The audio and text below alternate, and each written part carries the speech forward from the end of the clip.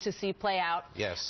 It was an awful, awful case, and we'll see what happens. Yes, we'll be watching for you. Judge, thank you so much. You're welcome. Good to have you.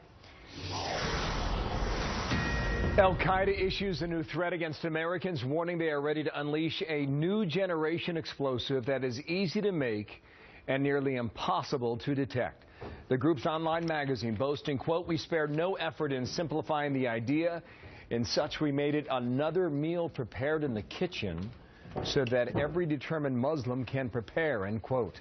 Pete Hegseth, CEO of Concerned Veterans for America, Fox News contributor. And Pete, good morning to you. Good morning. This comes from Al-Qaeda in the Arabian Peninsula. You know that these are bomb-making specialists that are still there and have eluded drone attack.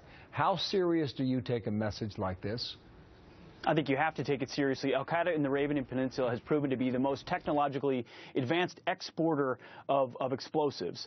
What they've come to understand is that it's easier to export knowledge than it is to export a terrorist. So they're exporting simplified instructions about how to make a bomb so that anyone around the country, in the United States or elsewhere, can construct something that could create a spectacular attack, a Tsarnaev-type attack. And they're looking to get through metal detectors and body scanners at airports with sophisticated technology that you can't defeat with a drone or a raid, because they're trying to get self-radicalized lone wolves here in America or elsewhere to build these types of bombs. It also calls the hidden bomb. Here's more from it. We no longer hear them speaking of the successes or failures of the battle for the hearts and minds. Instead, we find them acknowledging their incapability of preventing lone jihad attacks on their soil. They're talking about us.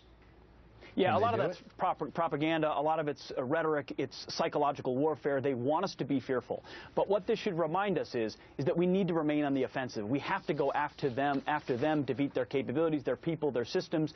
Ibrahimi al-Asiri, who's the top bomb maker, may have been killed, but we believe is likely still alive with AQAP in Yemen.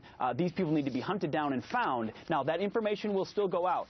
And as such, we have to discredit the ideology. We have to be willing to call it what it is. This president hasn't been willing in many ways to recognize the radical nature of this Islamic threat and talk about it clearly and discredit it through information operations. That's got to be part of it. But staying on the offensive is critical there and elsewhere. And we talk about ISIS and we talk about Afghanistan, but we forget about places like Yemen, where they're expanding their control, Al-Qaeda and Al-Qaeda affiliates, and still seeking to hit us. This is why our intelligence operators are so badly needed and so focused in nether regions of the world where there's chaos. I've got another point, but quickly. Do they have the ability now to honestly conceal a bomb that we cannot detect? Well, it seems they do. There was a raid in 2012 that was meant to be on the anniversary of the bin Laden killing, where we discovered some material in Yemen and some folks that were going to carry out a very sophisticated, undetectable bomb attack.